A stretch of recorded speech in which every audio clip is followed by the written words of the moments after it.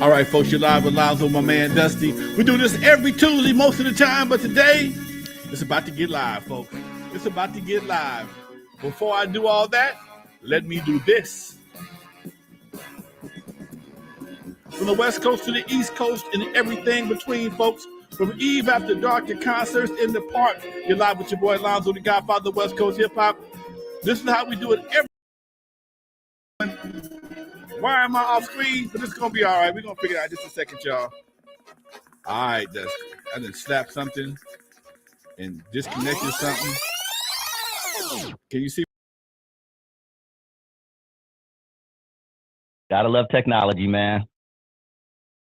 Lonzo's fixing that behind. What up, everybody? What up, Lons? Make sure you guys hit that like button. We have a great show for you tonight. We have Sylk-E Fyne coming on. She is an artist from the 90s. You may remember her song, Romeo and Juliet. Hot sex on a platter, make this other wet. You remember that joint, right? Everybody was banging that joint. It was in the Billboard, like top 20 or something like that. So we're going to talk to her. She has a very interesting history. She was signed to Ruthless Records, so she has a lot of Eazy-E stories. Tupac was one of her biggest supporters. She was on the original Thug Love song with the Bone Thugs and Harmony. Like, she has a dope story. She's like a fly on the wall, so I'm really looking forward to this. Just waiting for Lonzo to kick in. I think he's having some technical issues over there. But just make sure you guys hit that like button if you haven't already. Going to smash it real quick. That helps the algorithm out. That lets everybody know that we exist. See a few early birds in the building. My dog Marlon, what up? Vista Light, Art Chavez. Shout out to you guys, man. You guys are in for a treat today, especially if you are fans of 90s hip hop. There he goes. What up, Lons? Man, I don't know. I did something. I started talking and everything went black, but it's all right. We'll make it work. It's all good, man. We'll make it work. I'm trying to figure out how we'll make it work. But I was telling them about our guest tonight, Sylk-E Fyne. Yeah, I'm trying to figure out if we've met before. I'm gonna find out because I was listening to her interviews, and she's named a lot of people that we talked about on this show, from the Mike Kleins to the Gary Ballins to damn near everybody we had on this show. She mentioned in past interviews, so I'm sure you guys may have crossed paths before. I'm curious to find out. In the meantime, what we got, Doc? Yeah, man. Shoot, let's talk about some current events, man. It was a weird week. Always a weird week in this country we live in, man. But did you see this video, Lonzo? Disturbing video of a man getting arrested, handcuffed by police, 2 officers, and the cop just out of nowhere just punches dude in the face. Did you see this video that's going viral? Yes, I did. Yeah. We got to talk about this and let this cop go viral, because this is the type of BS that gives LAPD a worse than they already have. But when you saw that, man, what were your first thoughts? I'm like, dude asked one question and he got stolen while he was handcuffed. Now, here's the crazy part, man. That dude had to be at least about 6 something and 200 plus. Okay. Both them cops together was having problems handcuffing him. Okay. If he didn't really want to go, he almost didn't have to go. I'm watching this dude. He's a nice sized dude, and the homeboy that took off on him barely came to his shoulders. Okay. And it just seems like once he had him secured, he took advantage of the opportunity and tried to punk him. Homeboy didn't ask him nothing. I didn't see the video before he got arrested. But he, man, what did I do? And next thing you get hit in the mouth. Okay. If somebody hadn't have been videoing that, once again, we'd have had a different story. And that's the part that's very disheartening. For somebody who's supposed to uphold the law, a lot of cops lie to protect themselves and lie on you to protect themselves. Yeah, this cop was willing to do that with several cameras in front of his face. Could you imagine what once again goes on when there are no cameras around? What do you think just came? What do you think came upon that police officer? Just a deck, dude. Homeboy ate that punch, by the way. He just he looked like a fly just swatted on his face. That's what I'm saying, man. The dude didn't have no real solid weight on him, and he know damn well if that situation was, if it wasn't for that badge and that gun, he'd have had a problem in real life. That would have never happened. Okay, if homeboy hadn't been handcuffed, that wouldn't have happened. There would have been some negotiations. There'd have been some street negotiations before he took off on took that punch. That's for damn sure. That's my yeah. What do you think about the fact that he was relieved? He was relieved from his street duty, but he's gonna keep a desk job, or something like that. What are your thoughts when they don't even fire them? They just basically just move him to another office. Man, that's common practice, though. I mean, because the city has a lot invested in cops, and to just fire somebody because he hit somebody, you don't know what that man's life is like. I don't know. There's a lot of different situations. It would never justify it, but it could explain why he reacted that way. I'm not justifying nothing because it's real hard to justify hitting a man that is handcuffed, but it may be a psychological issue that may be temporary. It could be something he was dealing with. Could have been a bully thing. I don't know, man. All I know is when you see situations like this, it makes me wonder. You in how do you relinquish your custody to somebody you can't feel safe with? Just like the Sister Massey that got killed in Chicago. How do you relinquish your safety or put yourself in their hands and you can't really trust them? She felt something. As the kids say, she felt some kind of way when homeboy kept looking around and doing all kind of other stuff. And when it's apparent that this situation could go left, but you have no options to protect yourself. And that's the sad part about this whole situation when it comes to the police. If homegirl, if she had survived the shot and got under the kitchen table or kitchen sink and pulled out her gun, started shooting back, they'd have had the house surrounded in a matter of minutes. Officer down, and she'd have been a criminal. But because whatever reason, and I looked at that video from various sources, and I could not see where he was allegedly in fear for his life, because he told her to go to the sink and turn the water off. She didn't go over there voluntarily. He sent her over there. And when he started saying stuff that she didn't feel comfortable, like many a Christian woman, I rebuke you in the name of the devil. She didn't say rebuke you and smash it on him. She said drop the water. She dropped it. Or did she even pick it up? Bottom line is, man, if there had been a camera there, it'd have been a different story. And that's the part you have to be, you have to be concerned about. And the part that's really, really, really, really, really nerve-wracking is that we as citizens, we pay for the cops to be trained. We pay their salaries.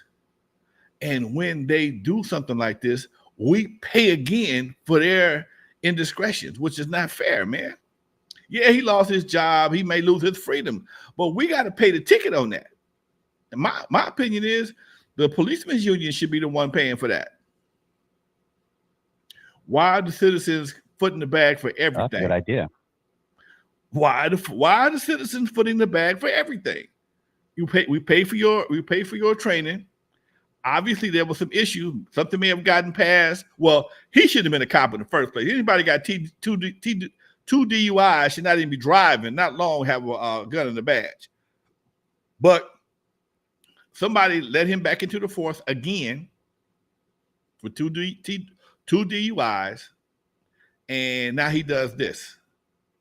And he's going to be the only one that's going to suffer for the most part.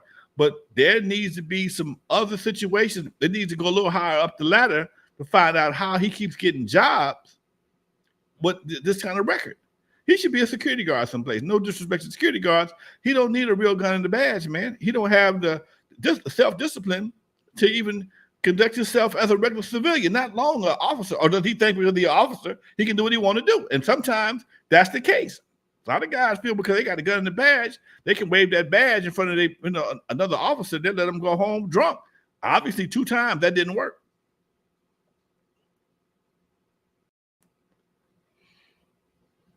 Wow. Didn't know that part. That's crazy. Let me ask you, Lonzo, before 1991, the infamous Rodney King tape, where it was caught on tape Rodney getting his ass whizzed, you know, obviously was going on every day in the hood. What was the situation that you may have been in back in the day where you were like, damn, these cops are not, if this is not going to end well, you know, when you were pulled over or you were, you know, whatever the case is, when you had a run-in with the police, give us tell us about a time where you thought, man, this is not going to end well, and it probably did or didn't. Dude, when I was running the Ease, man, and I had to sneak home at night, dude, I was always scared of the police, dude. Because he was always trying to, you know, get me to say or do something. Dude, I'm not doing nothing. I'm not saying nothing. Dude, this is 4 o'clock in the morning. I ain't got nothing to say, but give me this ticket. I don't have nothing to say. They would pull me over, man, guns drawn, the whole 9 yards, come out the car with your hands up. And they had me listed for a while as armed and dangerous. I got caught with a couple of guns. And they had me listed as armed and dangerous. So every time they pull me over, like I was Frank Nitti or Al Capone or somebody. Man, they came at me hard on a regular basis. It wasn't until I moved out of my neighborhood till they stopped messing with me. That's no bullshit. Sylk-E Fyne just stepped in, Doc. Let's see if we can get on screen right quick. Yeah, we got Sylk-E Fyne in the building. She West Coast legend. You know her hit single. She's setting up right now, looking very beautiful. She's setting up right now, ladies and gentlemen. You know the hit single Romeo and Juliet. She spent a lot of time with Eazy-E in the Ruthless camp.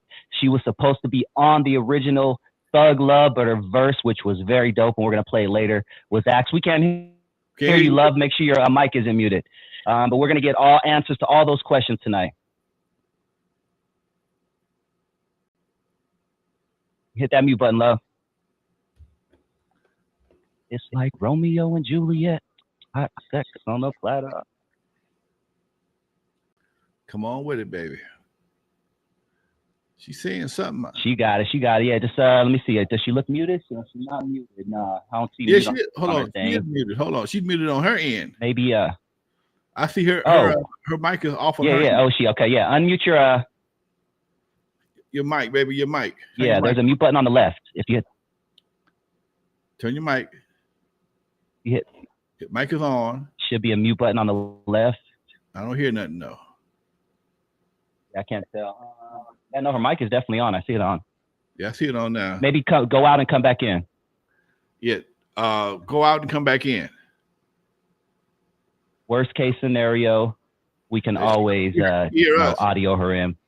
So yeah, man, back in the day when the sheriff was giving me the blues about the club, man, those are some of the most frightening times I've ever had in my life because I didn't know what was going to happen, dude. I mean, I never got beat up by the police, but it was always trying to test my temperament.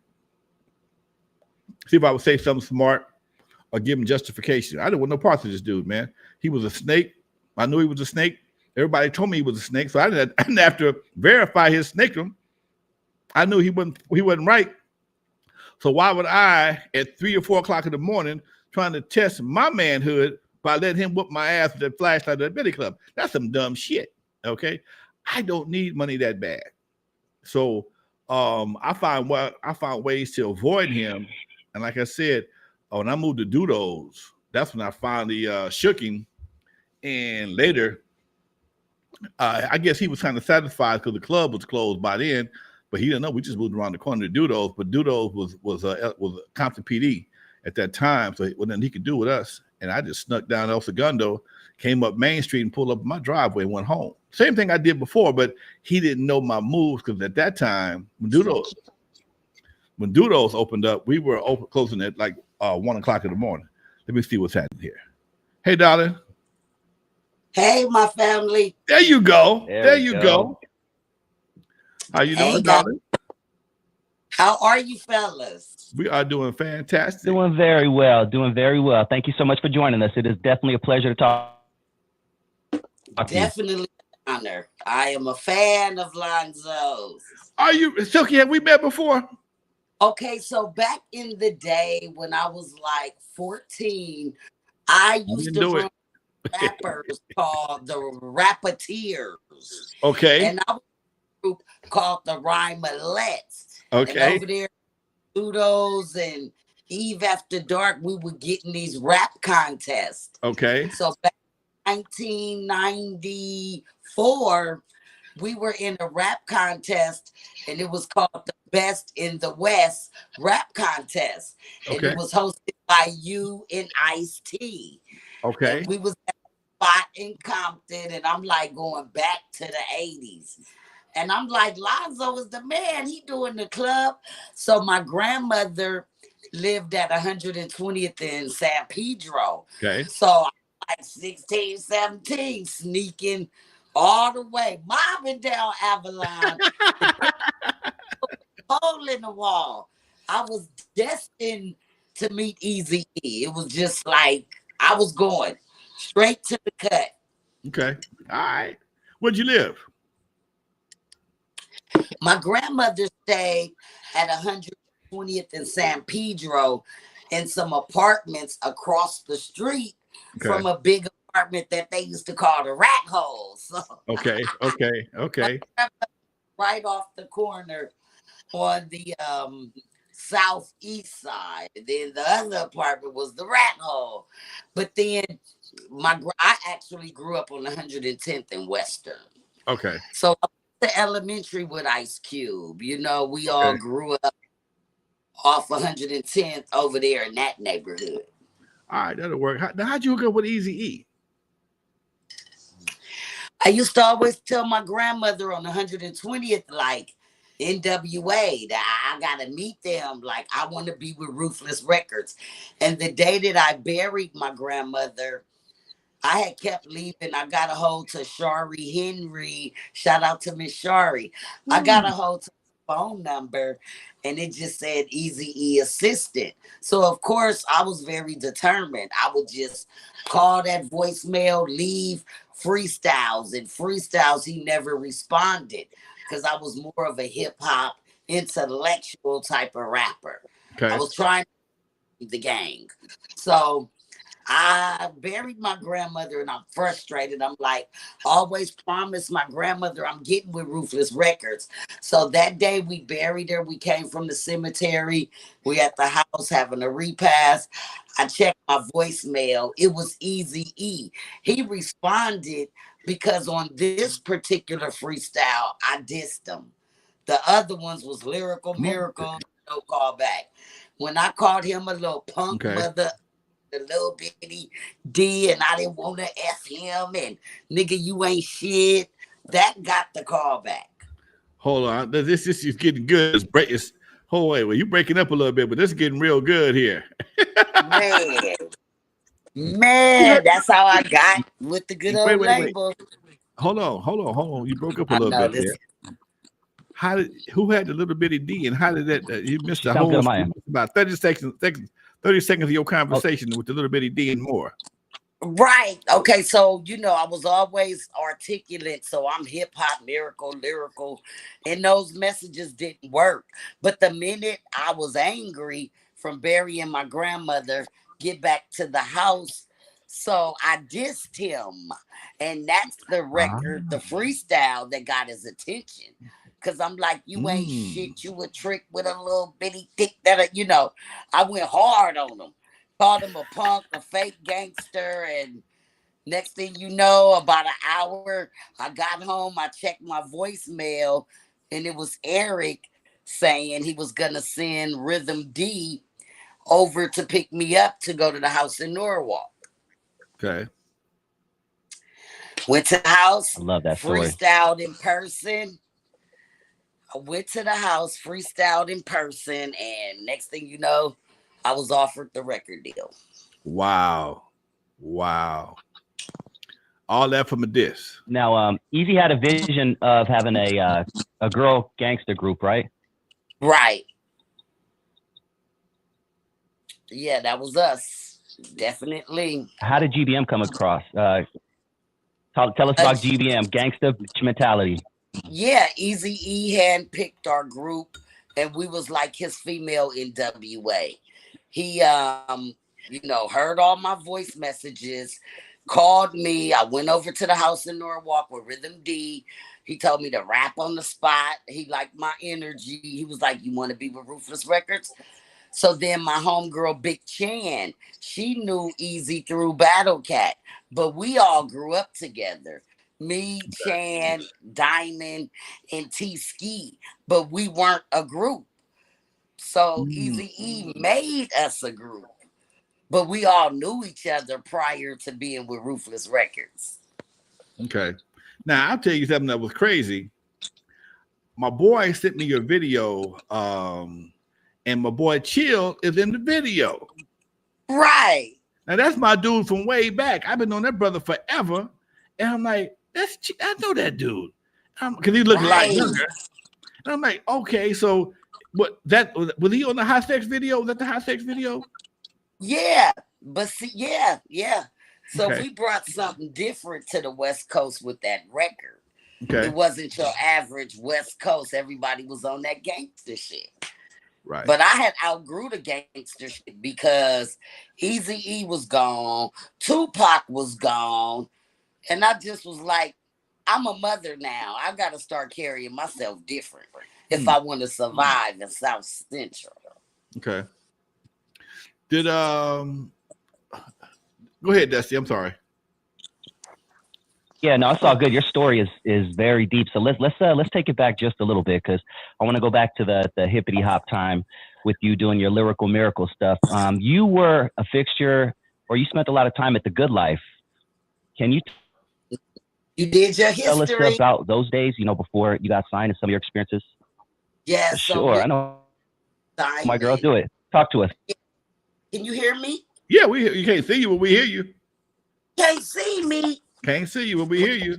Wait a minute. Wait, we got to fix that. I got the camera all over the places. Okay. Can you see me now? Nope. All we see is black. There you go. Yep. There, now I see you. All right, there we go. So me and my homegirl Diamond, shout out to MC Smooth, MC Trouble, and the Lady of Rage. We used to call ourselves the female teachers of hip hop. So we was like going down there with the Good Life and the Project Blow, and you know, we was just really MCs back then. And I never forget there was like certain times when you go down there to the Good Life, there was no cursing on the mic.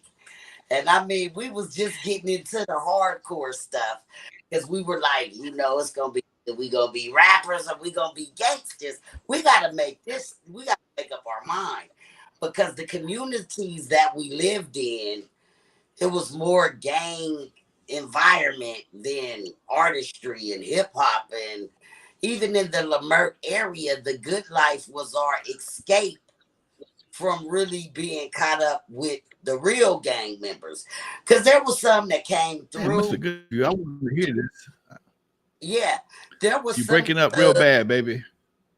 Oh, this is terrible. She sounds good on my end. No, she sounds. Hey, everybody in the chat, is she breaking up, or do you guys hear her pretty clear? Because I hear her pretty clear. Maybe it's your Wi-Fi, Lance. But let us know in the chat. Do you guys hear her nice and clear? Let's give them 3 seconds. Somebody will pop in right now and let us know. Do you guys hear Silky nice and clear? Because I hear her, but Lonzo is having issues. Everybody's let's see. Give us a thumbs up, guys. What do you guys hearing Silky nice and fine, or is she breaking up? Because we got to hear this. Everybody says sounds good. Okay. Yeah, it might be your end, Lonzo. Must be on me. I'll make it work. Go okay, ahead. and our Travis is breaking up. All right, we'll figure it out. But go ahead. Sorry, Silky. Yeah, so we had choices, and the Good Life was really a safe spot to me because, like, on the block, it was straight up drive-by gun. It really was real like that in the neighborhood. So, you know, we had choices, and we would go and we'd get into our freestyle, and Diamond or myself, we'd always sit and say one curse word and get thrown off the mic. But they knew about us. And we just really didn't stay that hip hop route. You know, we ended up just making it to Hollywood. So you say it was you, Rage, and Diamond?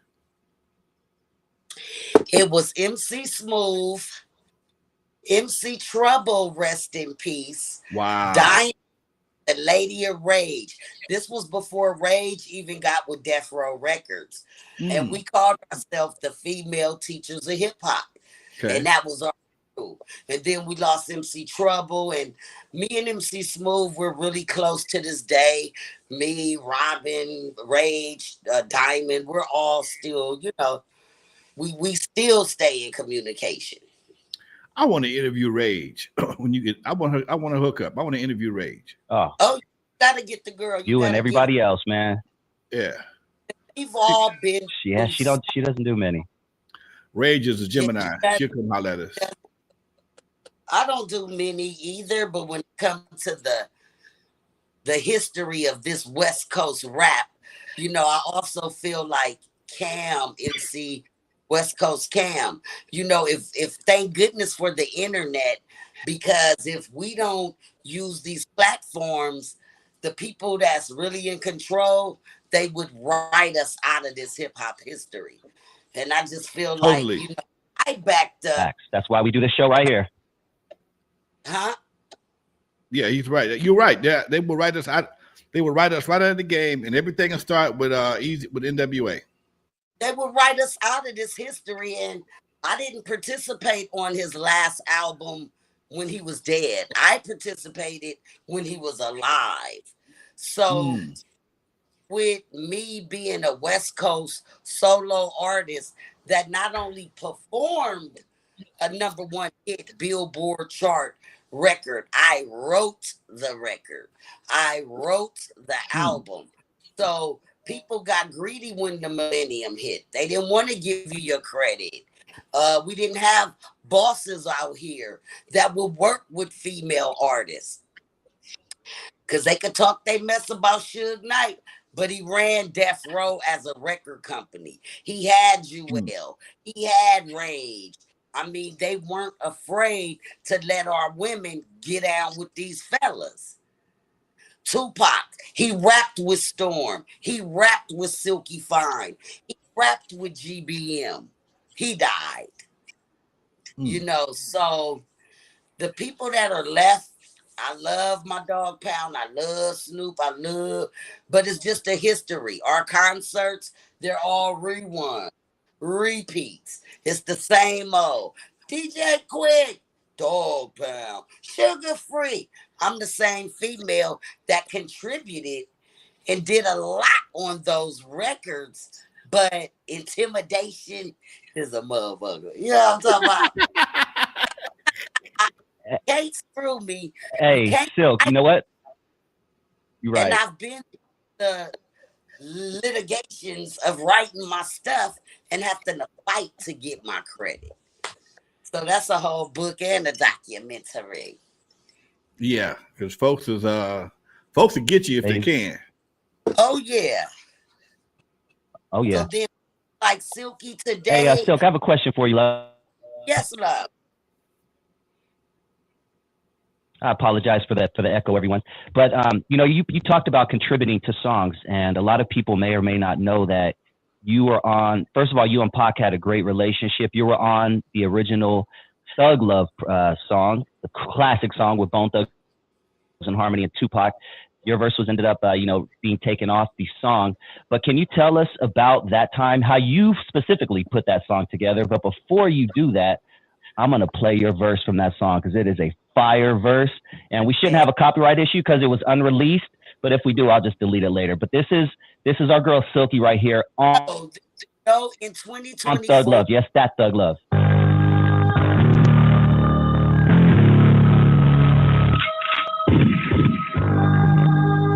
She about to kill it, y'all. Her bitch like to catch you slipping soon as you get the trip inside. Bumping motherfuckers, blood and they tripping. Little wrist, so let me kick it. I'm tired of hearing that face. I roll with real bitches, studs and pimps. Gotta repent, heaven since I was a small girl. As the Lord save my soul from this soulless world. Life unfolds, I unload to keep my sanity. I guess this is the B-I-C-C-A. All right, talk to us about that song, Silk. How'd that come together, and how did you get taken off the song?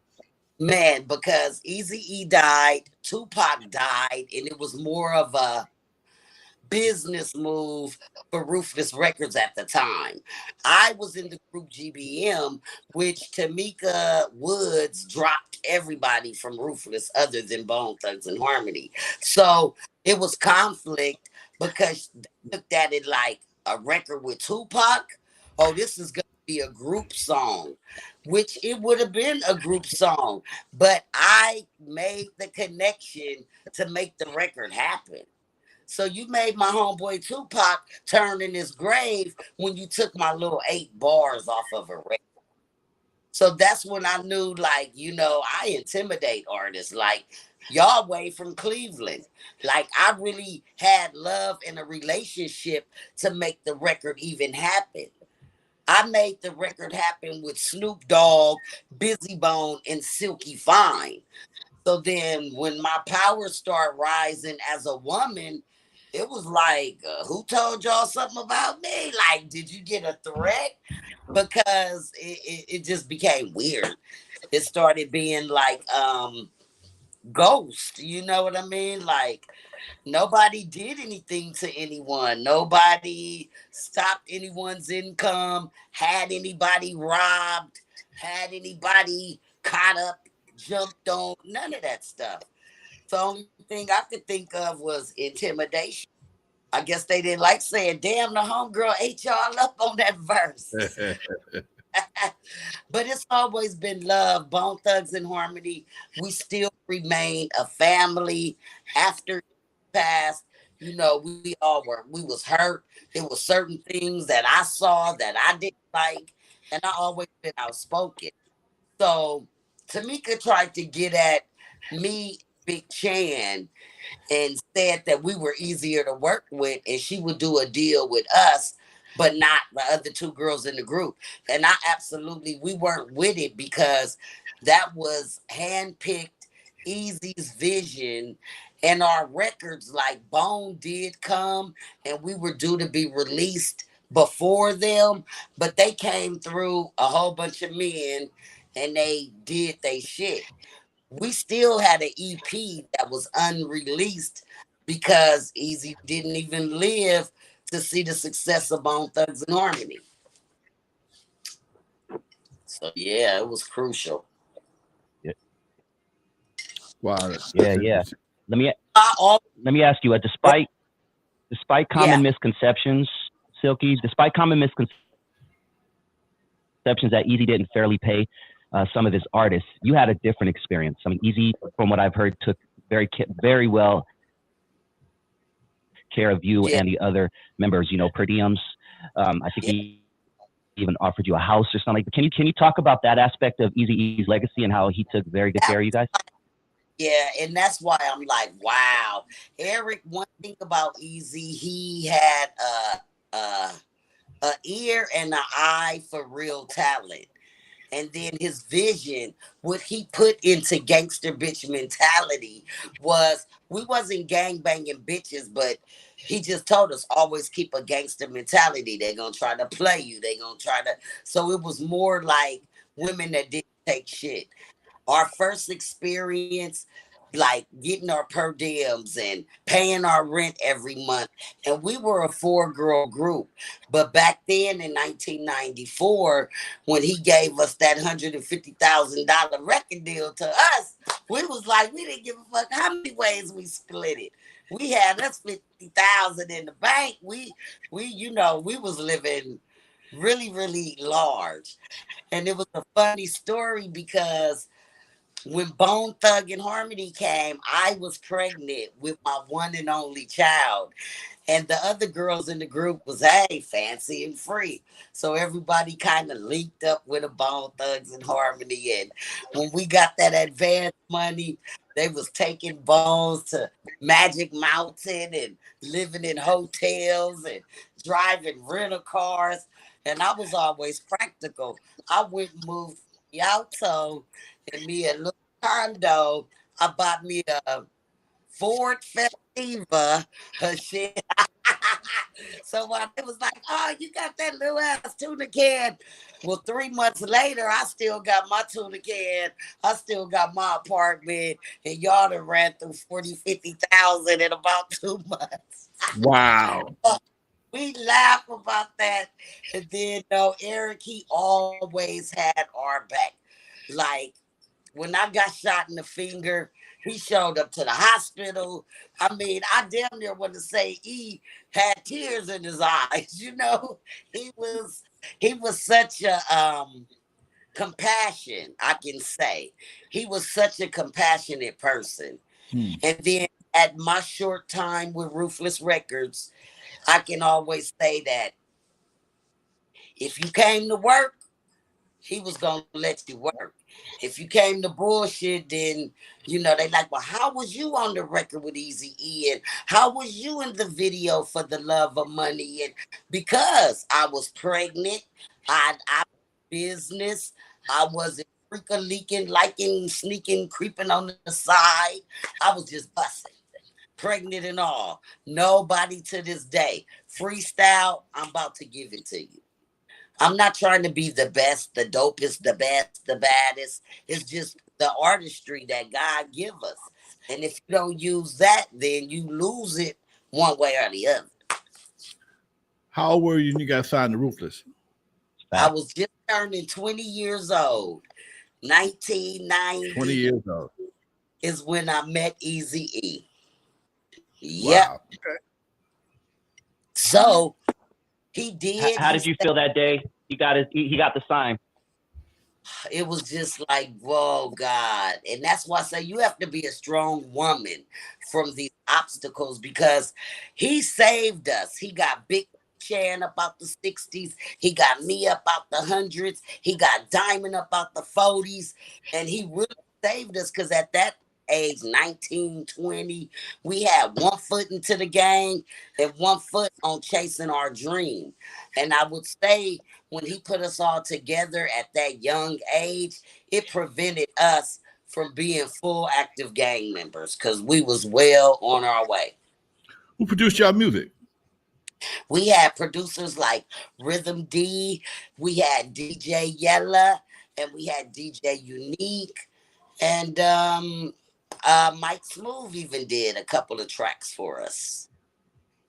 Okay, heavy hitters. Okay. Yeah, all in-house. He treated us like his babies. Like, people were like, why Eric spoil y'all like that? But he always said we was his female N.W.A. And back in 1994, we were the first girl gangster group. He had the hoes. He had Menage a Trois. Eric wasn't afraid. JJ Fat. He was not afraid to put the women on. And that's one thing I loved about him. That's right. How did you feel about how he was portrayed in Straight Outta Compton? Oh, absolutely. Nothing of what the last years I was around. Because mind you, I never knew Eazy-E, N.W.A.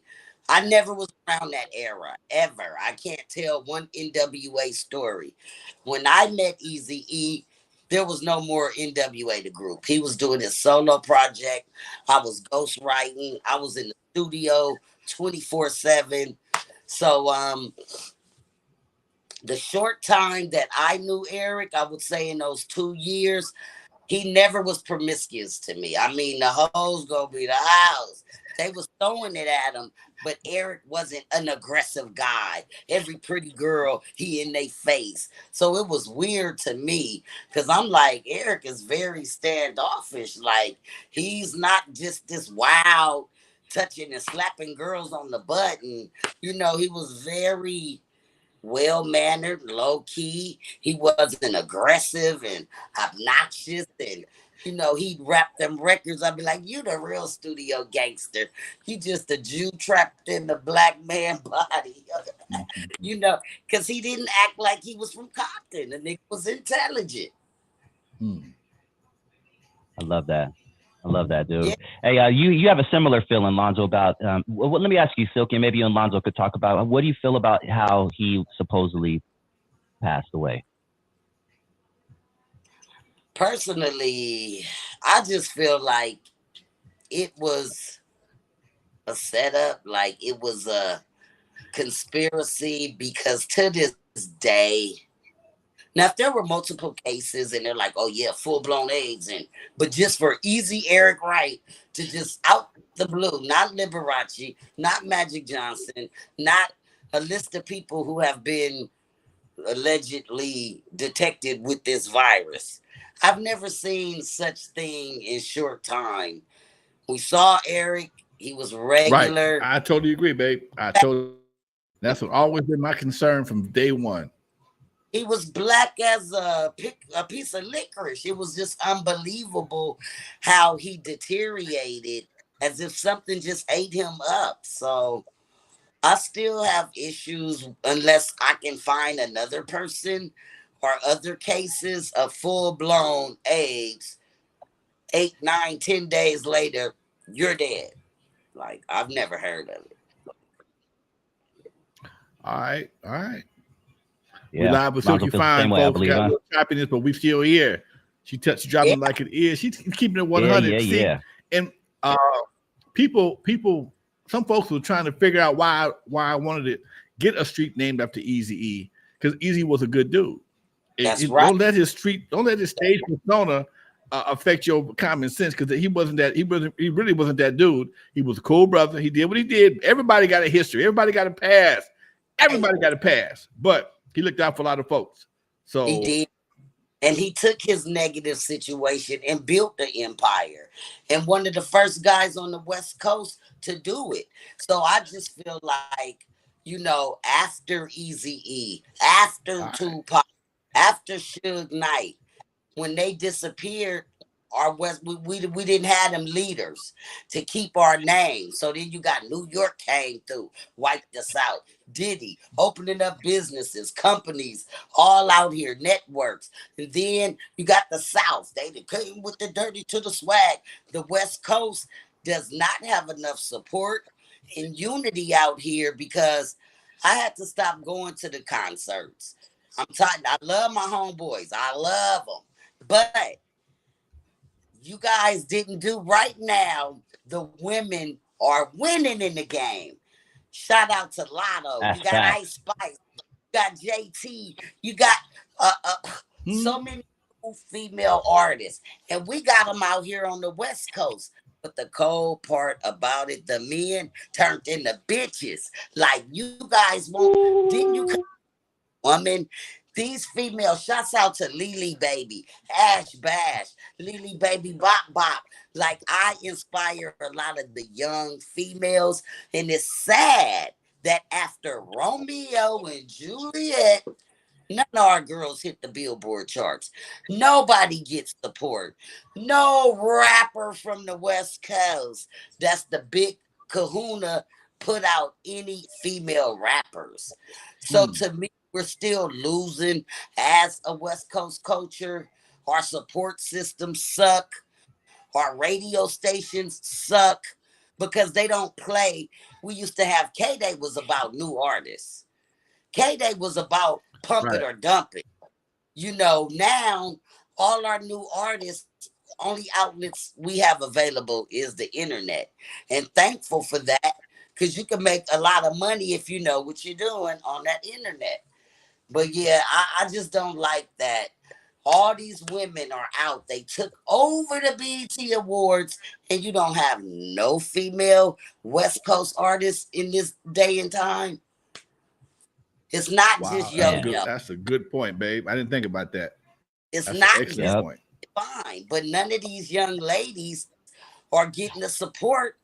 Then when you look at the podcast, it's nothing but a bunch of men gossiping and who put you on and the Our what 50-year-old men arguing with their booties in the air. like really what's today's content? Because when you want to tell the truth, and like everybody should respect the women, and for the West Coast not to have one female out there with Lotto, with JT, with all these girls that's popping. It's bad. It's really bad on the West. The men get on podcasts, they're gossiping, they're talking about who put who on, and Everybody has children. Most of these dudes is grandparents. And I'm just like, I mean, shout out to Kendrick. They not like us. It lasted all of a week or two. You know what I mean? Everything is a clout move. People will get into it, hoping for that 5-minute clip in the video, that 5-second, did you see me? But as a culture, it's not, music is not our culture. We don't talk about our politics. Like, what are we doing about our president? At least N.W.A. was like, fuck the police, don't have dinner with the president. Like, we had gangster awareness, but today music is just, all you got to do is twerk, suck something, sell a little ass, take some drugs, go get some opioids. And I'm just not with that. I'm like, that's Silky Fyne. destroying generations to come. Girl, you are killing it. You need your own podcast. You need your own podcast, Silk. You need I'm your own set podcast, Silk, is all I'm going to say. there. I don't like to do it by myself. But I have a lot of concept, yeah. Baby, you know what? We're going to wrap this up. I could tell. I could tell. Oh, yeah, you already know. Where can they find you at? You can find me everywhere. Google Sylk-E Fyne, spelled Sylkefyne.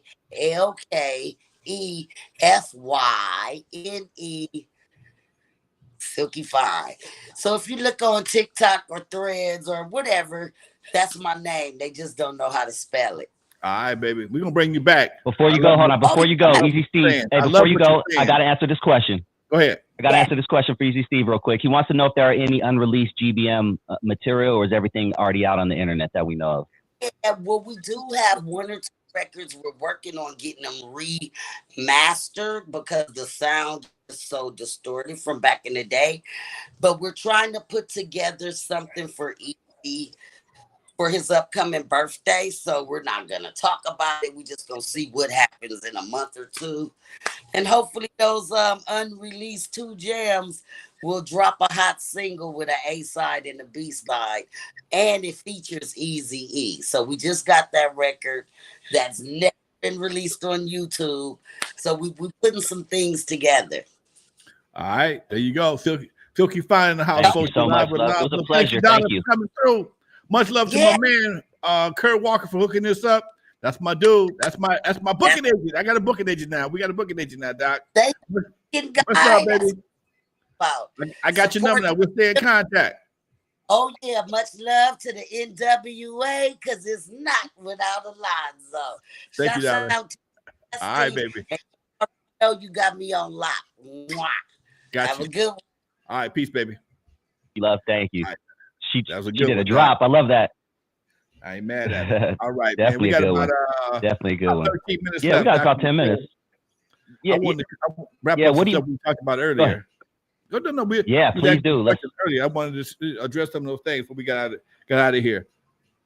Yeah. We were talking about times that you felt uneasy around the police, and I think that's where we left off, where you told the story, about that, because we were correlating that to the situation where the cop just punched dude for no reason, just straight up, man, that was crazy. But we'll continue with that, man. What were your thoughts that you wanted to talk about? You know what? I remember I had a 635 BMW, clean as fuck, and it was 2 dudes had 635s in the city, me and another dude. And I noticed every time I crossed Manchester, the police would pull me over, and I'm like, what in the hell is going on? I found out later on there was another dude had a BMW similar to mine. He was a dope dealer, and I guess they thought we was the same dude. And one day, man, I just got fed up. I'm going down Arlington. I'm headed north of Arlington, and the cops, when they would see me sometimes, they would just bust one of them bat U-turns, just whoop. And I'm like, damn. So man, I just pulled up and put my hand at the car, get out the car. Man, what do y'all want? What do y'all want? And the cops looked at me, they came out with their guns out and shit. I said, well, why do y'all keep messing with me? Who do you think I am? And he gave me some bullshit. I said, no, that's not me, man. That's not me. Why do y'all keep doing this?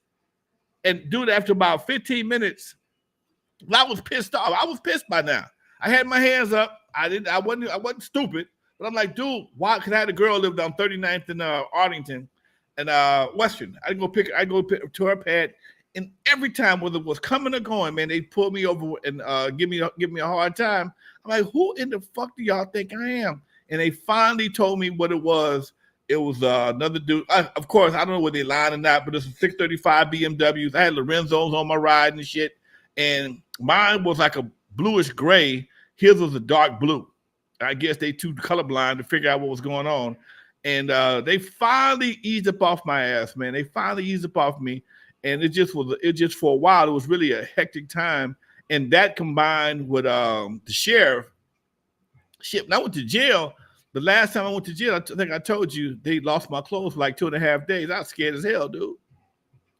They lost my clothes for like 2.5 days. I went to jail on a bullshit warrant. I had a OR by 3 o'clock. By 6 o'clock, I'm headed to the county. I'm like, why am I going to the county? And nobody would tell me. And they treat you like shit. You can't get no understanding. Just get in line, put the handcuffs on, blah, blah, blah, shut the fuck up. You know, and I'm like, dude, somebody tell me. 3 days I'm in jail, man. I went to jail on a Sunday night. I didn't get out of jail till Wednesday morning. And it wasn't until the last minute they finally told me what was going on. After I found my clothes, I think I told you the story. A buddy of mine worked in the laundry at the sheriff's department. He was a civilian employee.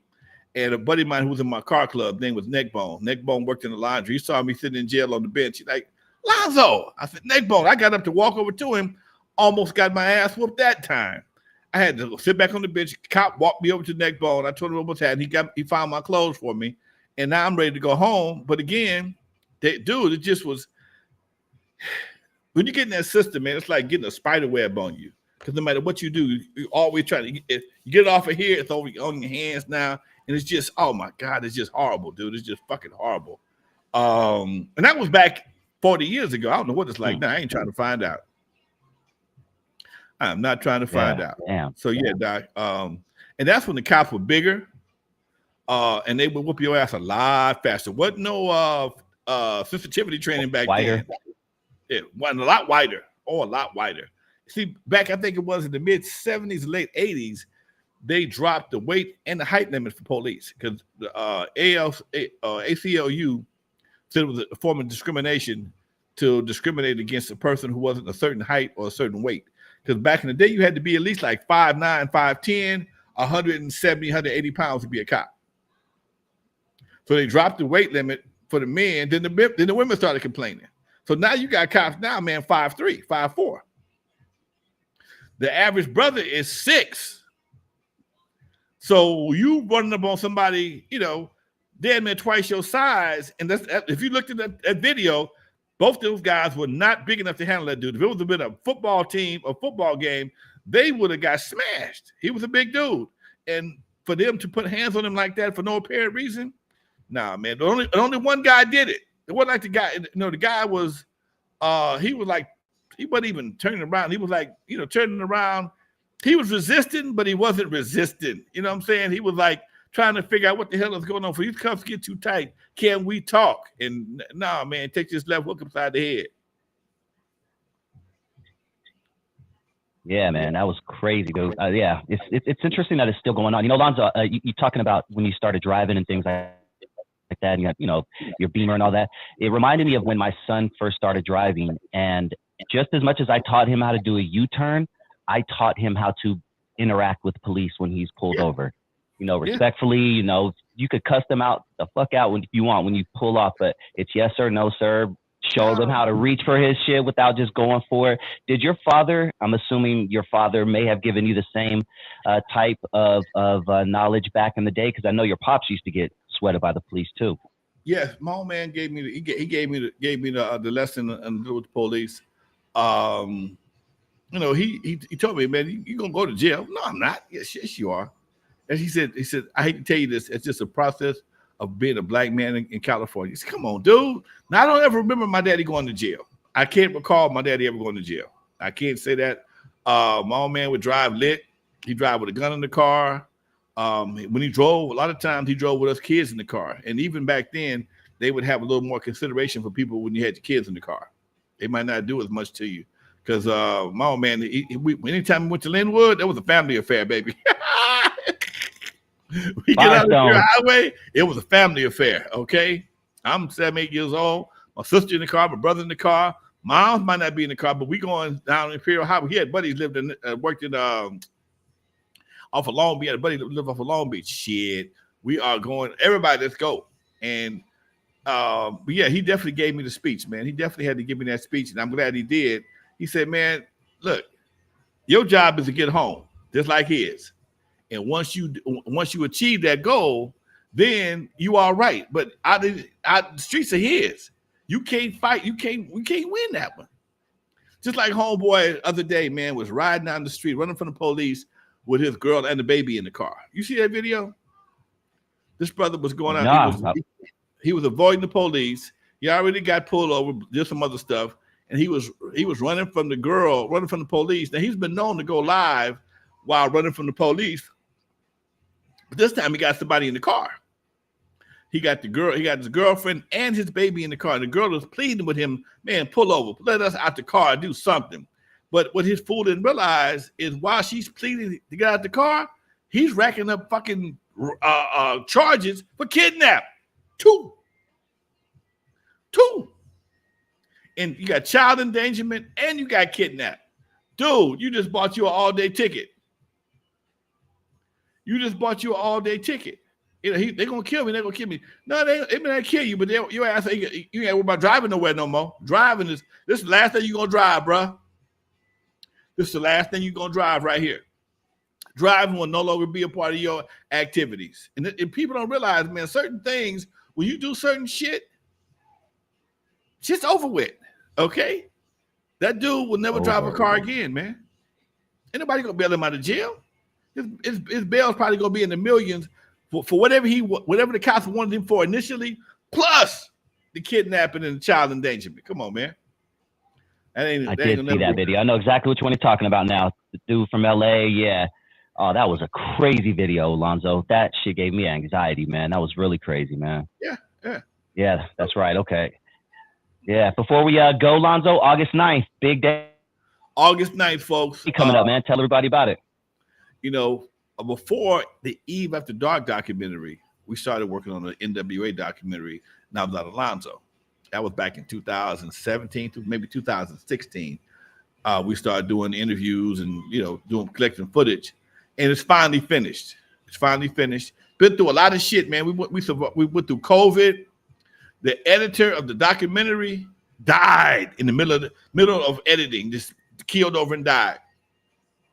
Thank God, my boy Velo was able to pick up the editing duties and finished it and gave it a good flavor, man. It's the same flavor as Eve After Dark. So if you like the Eve After Dark documentary, you're gonna love this one right here. This right here starts off with some shit.